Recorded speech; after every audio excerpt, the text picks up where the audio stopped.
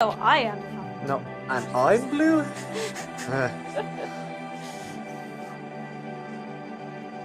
And then...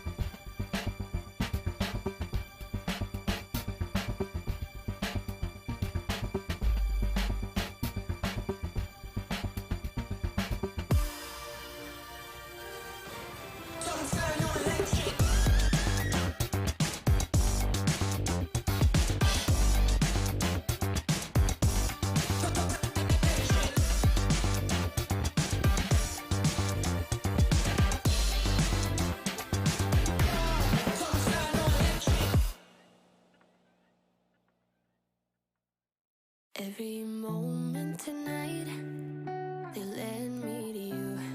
Every single time you look at me, I lose it too.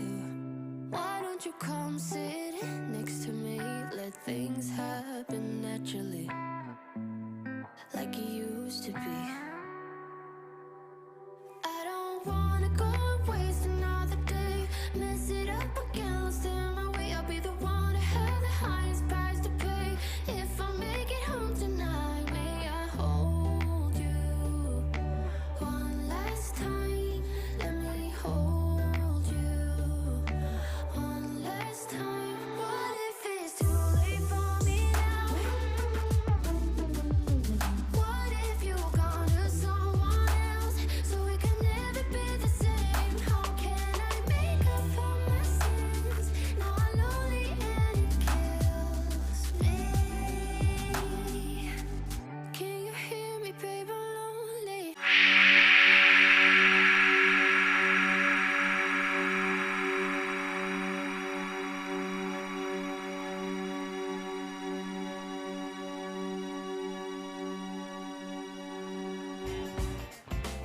Hello, I'm Mihal, And I'm Blue. and welcome to Irish Theatre This Week. We're broadcasting live from the TheatreMaker.ie studio at Access Ballymun. Tonight we will bring you the latest in Irish theatre, arts and international news, as well as opportunities, government updates and news from around the world.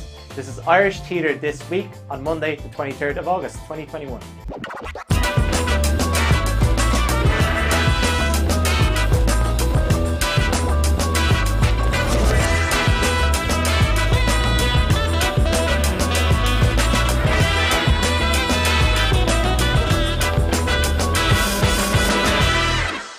There's plenty of news for this busy week, so let's jump right in with the breaking stories.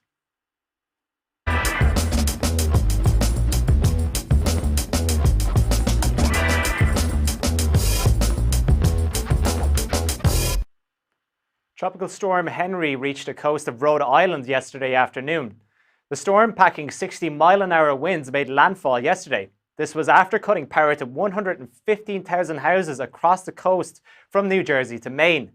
About 3/4 of the homes in coastal Washington County on Rhode Island, which is home to more than 125,000 people and includes Westerly, were already without power when the storm hit land. A record 4.5 inches of rainfall was recorded in New York City on Saturday, also crippling railroad service on Long Island and in southern New England. It has caused the cancellation of hundreds of flights on Sunday at the airport serving New York City. There has also been widespread road flooding reported in New York and New Jersey. Water levels have remained elevated at the shore through yesterday, while strong winds will cause mounting power outages near the coast and some distance inland. The warnings have reignited memories of Hurricane Sandy, a more powerful storm that knocked out power for much of Manhattan and flooded subways in 2012. On Sunday, the United States ordered 6 commercial airlines to help transport people after their evacuation from Afghanistan, as Washington sought to step up the pace of departures of Americans and at-risk Afghans from Kabul. The Pentagon said it called up 18 commercial aircraft from the United Airlines, American Airlines, Delta Air and others to carry people from temporary locations after they landed from Afghanistan. The move is highlighting the extreme difficulty Washington is having as they try to evacuate people following the swift Taliban takeover in Afghanistan. Evacuees are being sent to a dozen countries outside Afghanistan, including across Europe, the Middle East and Central Asia. More than 18,000 have been flown out of Kabul since the takeover began. The United States and its allies have brought in several thousand troops to manage the evacuation of foreign citizens and vulnerable Afghans, but have stayed away from areas outside of the Kabul airport. Minister for Foreign Affairs Simon Coveney has said 34 Irish citizens are still waiting to get out of Afghanistan and warned that the window of opportunity is closing. On the return of live events, Croke Park held 40,000 spectators for the All-Ireland hurling final yesterday. Limerick beat Cork to claim their 10th All-Ireland and their 3rd in the last 4 years, but all eyes have been on the fallout after the event. Videos have been circulating online of thousands gathered around Dublin drinking in large numbers.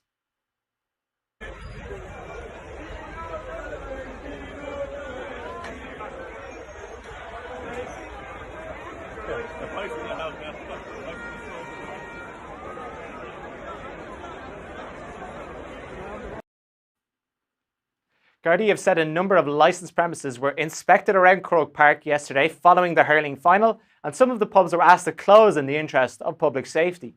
Inquiries have also begun into alleged breaches of COVID regulations at one of these premises. Respected figures in the entertainment industry have expressed their anger and frustration at a video of fans gathered outside Croke Park showing people drinking and singing together as people spilled out of the more than 82,000 capacity stadium. Discussions are to continue this week on the reopening of live events, with a roadmap to be published next week.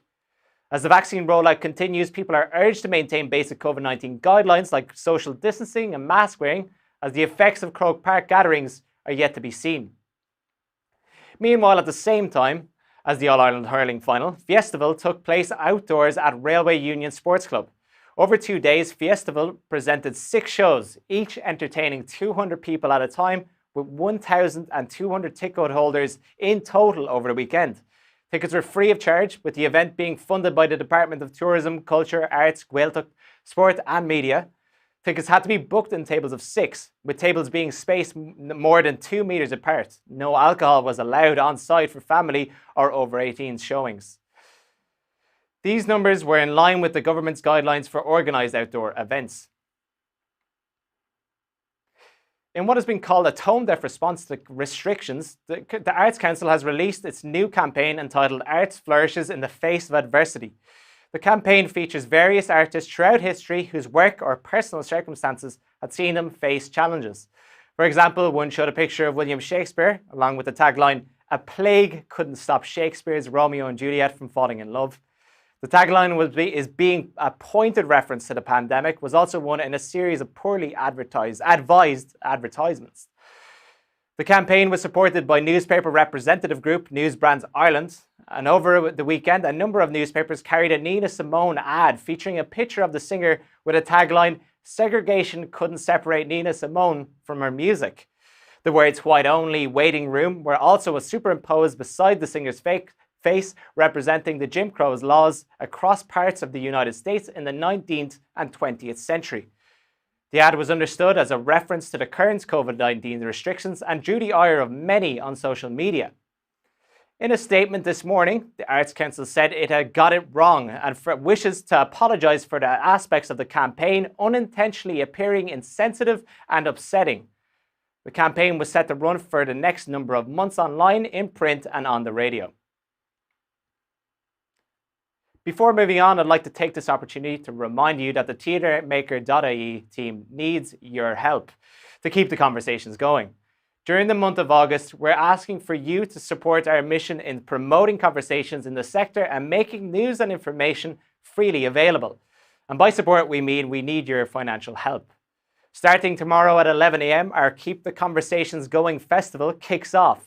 A 3-day broadcast full of inspiring talks, informative lectures, important conversations and industry panels alongside our usual stage door live broadcast. Later in the show, we'll be sharing the full schedule for the festival and you'll be able to check out the fantastic list of participants including Annie Ryan, Liam Fitzgerald, Thomas Conway, Gina Moxley, Lucy Ryan and many more. You'll also be treated to a sneak peek into the behind-the-scenes workings of TheatreMaker, and trust me, you won't want to miss that. We've set up a special page on our website, www.TheatreMaker.ie, where you can pledge your support and show us how important TheatreMaker.ie is to you. If you can't help financially right now, it would help to take a moment and share our request for support with 5 of your friends. Thank you in advance for your support.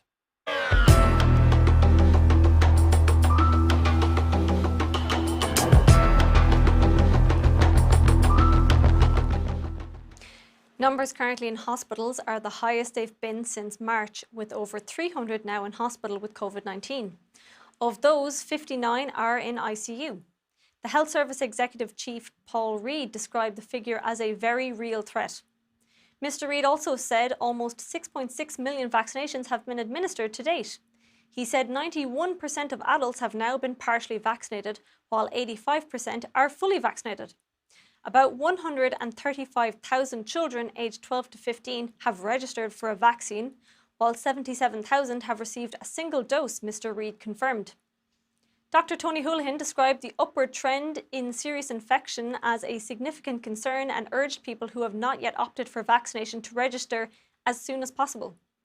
Although more than 8 in 10 adults have been fully vaccinated, Professor Philip Nolan of NPHET warned that only around 75% received their latest dose more than a fortnight ago. He urged people to wait the 1 to 2 weeks it takes for vaccines to become effective. Speaking during homecoming celebrations for the Irish Olympic rowers in Cork, Taoiseach Micheál Martin said he shared the concern of the health service.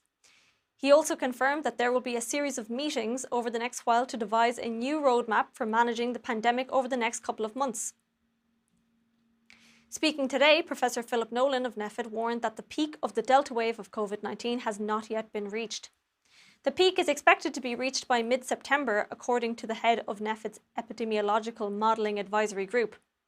Nolan also said, from that point, the level of infections in the population should start to slowly decline, and then over time, the risk of catching or spreading the disease should reach the lowest points in the course of late September, October, November, December.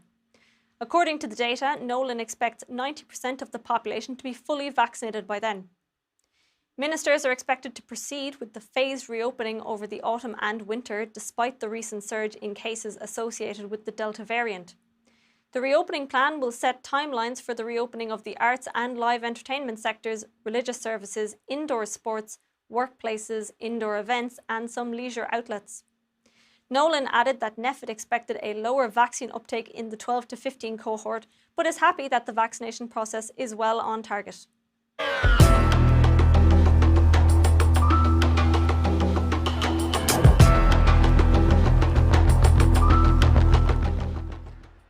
In just about an hour and a half, the first performance of Waterford Spree's Prism will reveal itself. Winter of last year, the idea that 2021 would be normal began to give way.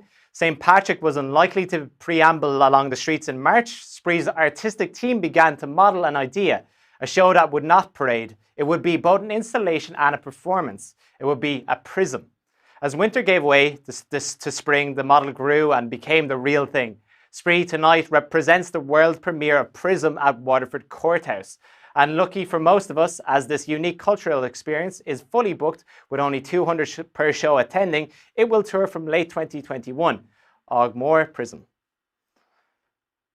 Dublin Theatre Festivals Dublin Theatre Festival tickets go on general sale tomorrow at midday. Dublin Theatre Festival would like to remind you that there is limited availability across all productions due to current government restrictions. They will aim to accommodate as many people as possible, and the box office team will be on hand to help you with any booking queries you may have. In order to book tickets, you must have an account with DTF to book tickets.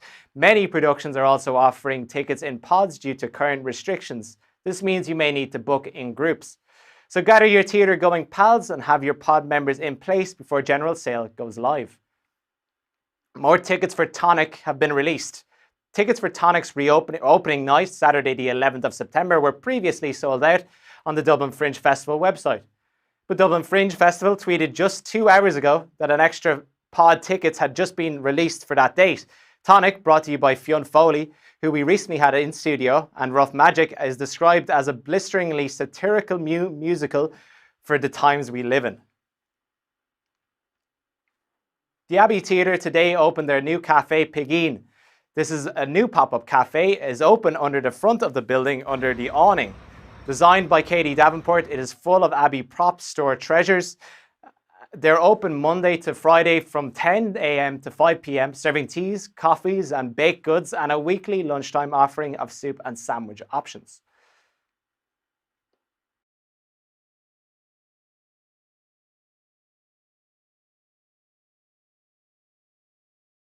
If you find value in Stage Door Live, please help us grow by letting your friends and followers know. If you're watching on Facebook, hit that follow button and give us a like.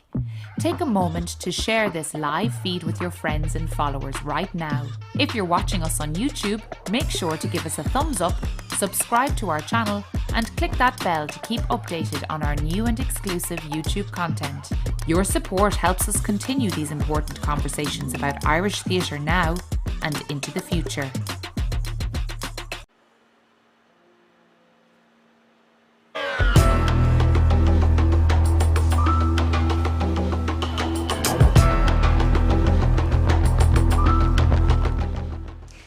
Sky Arts is currently in a dispute with the Black British Theatre Awards. Sky Arts has been accused of showing a sheer level of disdain towards the Black British Theatre Awards by not commissioning the event for a second year, with organisers claiming it puts the future of the awards on television under threat. Last year, Sky Arts commissioned and broadcast the awards, which celebrate Black performers and creatives in UK theatre. This year, Sky Arts is not commissioning the awards, which has instead offered a much lesser valued acquisition deal worth £10,000.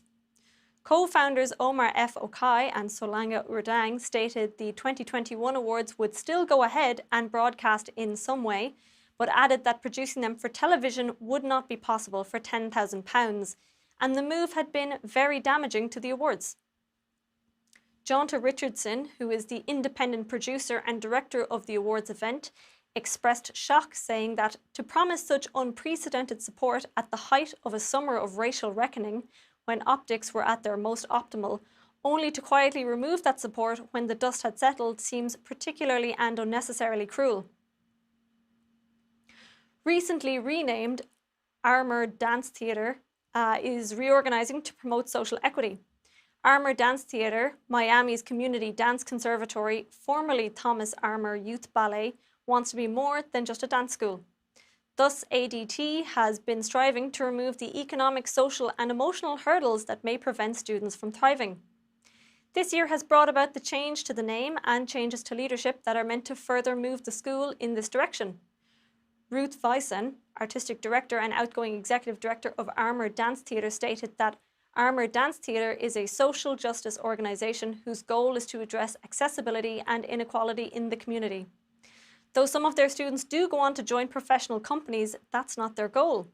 One of the biggest hurdles overcome by the school has been transportation, and rather than requiring people to come to them, they have brought dance to the people in churches, community halls and schools.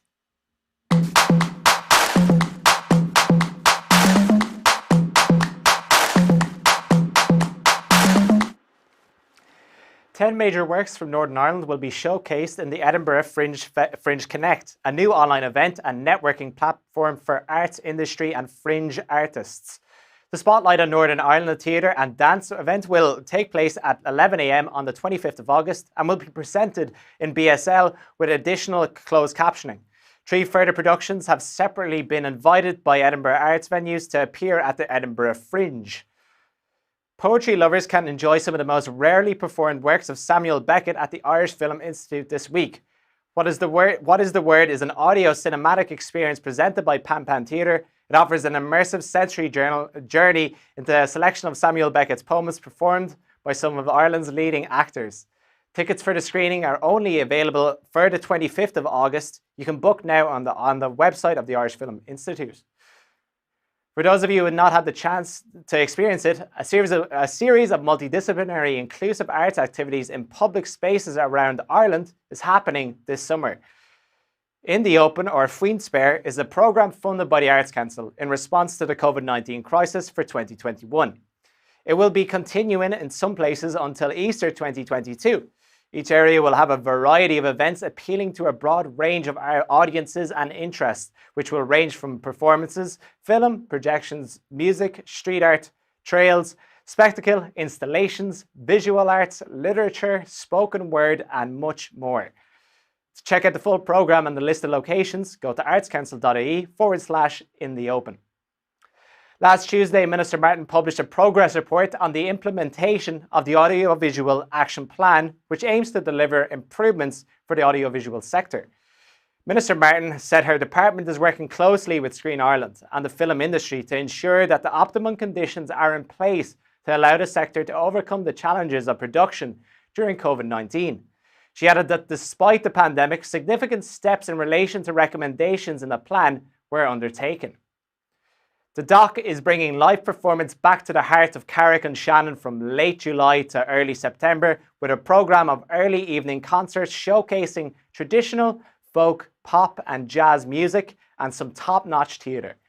The performances will run on Friday and Saturday nights at 7 p.m, except for where otherwise stated. For more information, go to thedoc.ie.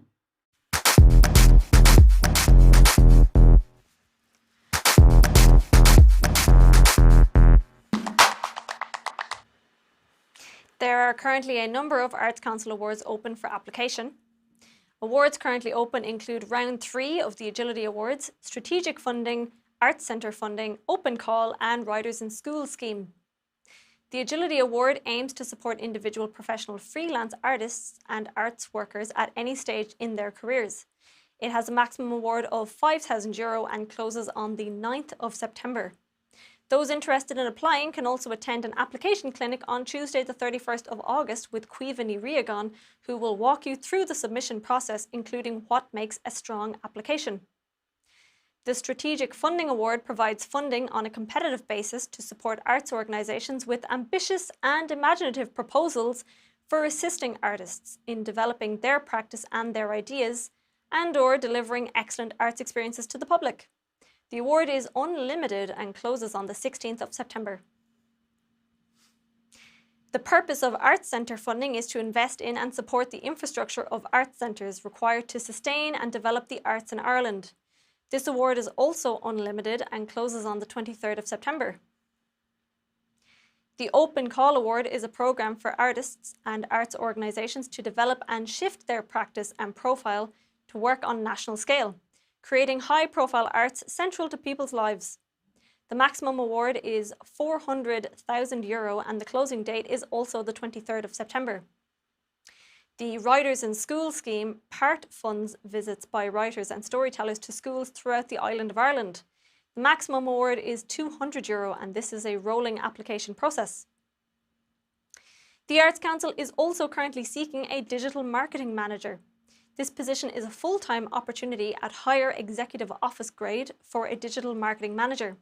Some of the initial tasks in the role will include a website upgrade project, developing a brand tone of voice, and implementing effective workflows across the website and social media channels. The closing date for receipt of applications is 12 noon, Thursday the 2nd of September 2021. For more information and to apply, visit artscouncil.ie/jobs. RADA, the Royal Academy of Dramatic Art, is also currently seeking to fill a number of positions. RADA is currently seeking a principal, registrar and secretary, executive assistant, youth company assistant, facilitator/director, and an access and participation coordinator. The principal is to lead the academy moving forward. The principal is the senior executive leader of RADA, providing artistic and creative direction, and is responsible to the chair of council and council for the quality of management and for all varied aspects of RADA's work as a higher education provider. This is a permanent position in London, with the salary being undisclosed. Registrar and Secretary is also a full-time permanent position with an immediate start. The salary is £60,000. Closing date for applications is this Saturday, the 28th of August. Applications for Executive Assistant close Tuesday, the 31st of August at 3 p.m. This is also a full-time position on a salary of £28,000 to £30,000. Applications for Youth Company Assistant Facilitator/Director close Friday, the 3rd of September at 9 a.m. This is a part-time position with a fixed fee of £5,700. Finally, Access and Participation Coordination is another part-time position being paid £26,000 to £28,000 pro rata. Closing date for applications is Monday, the 13th of September at 12 p.m. More information on each of these on RADA's website, rada.ac.uk. If you find value in Stage Door Live, please help us grow by letting your friends and followers know. If you're watching on Facebook, hit that follow button and give us a like. Take a moment to share this live feed with your friends and followers right now. If you're watching us on YouTube, make sure to give us a thumbs up, subscribe to our channel, and click that bell to keep updated on our new and exclusive YouTube content. Creating live content is a costly endeavour. If you'd like to help us keep the conversations going, please hop on over to our Patreon page, where you can become a patron and gain access to exclusive patron-only content. patreon.com/TheatreMaker.ie. You can find us on most social media, Facebook, Twitter, Instagram and YouTube at TheatreMaker.ie. And catch additional news, blogs and sector coverage on our website, TheatreMaker.ie. Watch this space, there's more exciting content on the way from TheatreMaker.ie.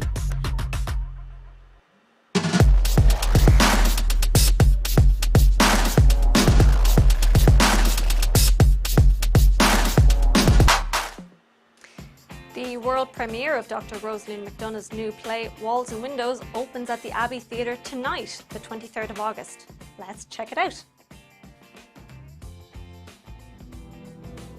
I wanted to challenge myself as a writer. I like romance, what goes on between couples and what holds them, what breaks them, what shapes them. What in other circumstances might be taken for granted becomes something that these people are not able to have.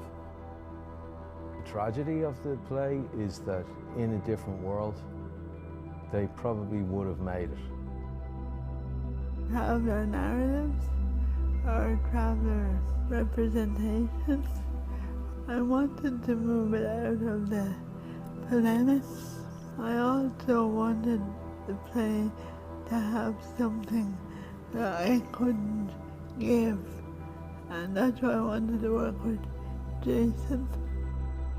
Rosaleen has presented a very kind of challenging structure, non-linear, expressive. Everything is in a kind of a transient, movable, chameleon-like environment. It shifts and reflects the inner state of Julia's mind.